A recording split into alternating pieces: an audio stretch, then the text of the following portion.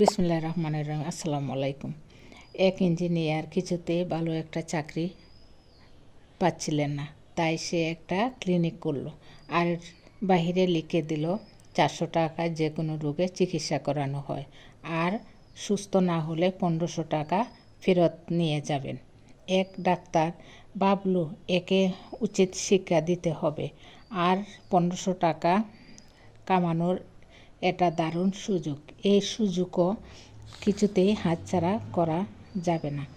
সেই ডাক্তার পরের দিন সেই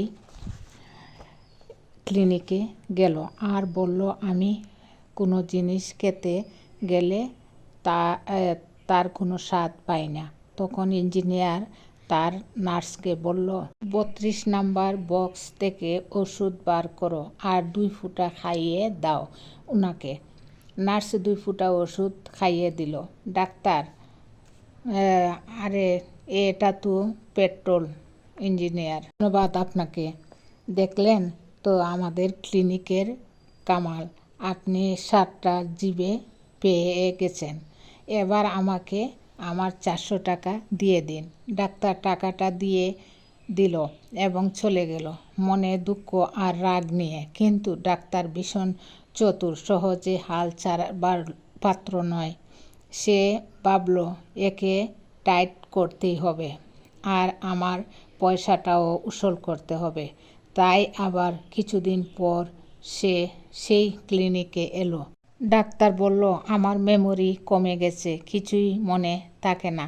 ইঞ্জিনিয়ার তখন বলল, নার্স, ওনাকে 32 নম্বর বক্স থেকে 2 ফুটা ওষুধ খাইয়ে দাও তো।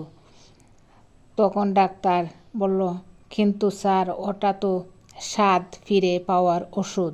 ইঞ্জিনিয়ার তখন বলল, দেখলেন তো, ওষুধ খাওয়ার আগেই আপনার মেমোরি ফিরে এসেছে। দিন আমার 400 টাকা দিন। আরও 400 টাকা দিয়ে এবার ডাক্তার খুব রেগে চলে গেল। সে আবার কিছুদিন পর সে ক্লিনিকে এসে বলল, স্যার, আমার দৃষ্টি শক্তি একেবারেই কমে গেছে, আমি এখন একদমই কিছু দেখতে পাচ্ছি না। ইঞ্জিনিয়ার তখন বলল, এর কোনো ওষুধ আমার কাছে নেই, এই নিন আপনার 1500 টাকা। ডাক্তার বলল, কিন্তু এটা তো 500 টাকার নোট। ইঞ্জিনিয়ার তখন বলল, আপনার দৃষ্টিশক্তিও ফিরে এসেছে, আবার আমাকে 400 টাকা দিন। এরপর ডাক্তার বেহুশ হয়ে গেল।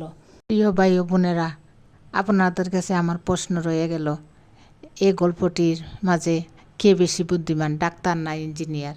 ধন্যবাদ সবাইকে। আসসালামু আলাইকুম।